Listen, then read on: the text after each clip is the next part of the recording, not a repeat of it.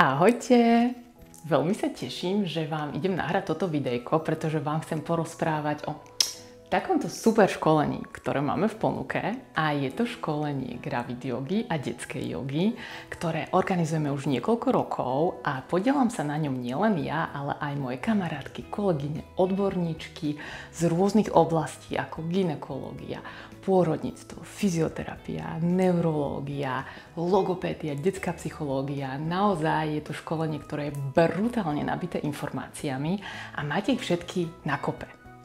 No a okrem toho, že obsahuje to školenie takéto naozaj praktické, zaujímavé veci, tak ho mám rada aj pretože sa na jogu pozerá úplne z iného pohľadu ako bežne. To znamená, učíme sa jogu z pohľadu ženskosti, takého ženského princípu.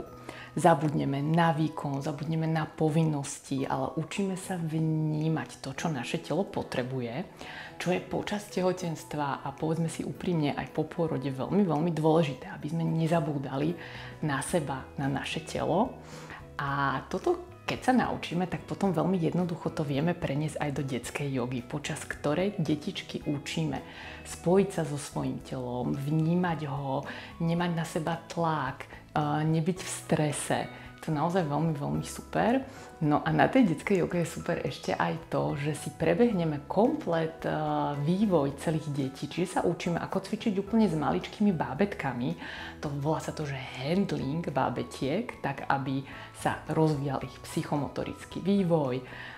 Učíme sa, ako sa hýbať s batolatami, predškolákmi, školákmi a tak ďalej.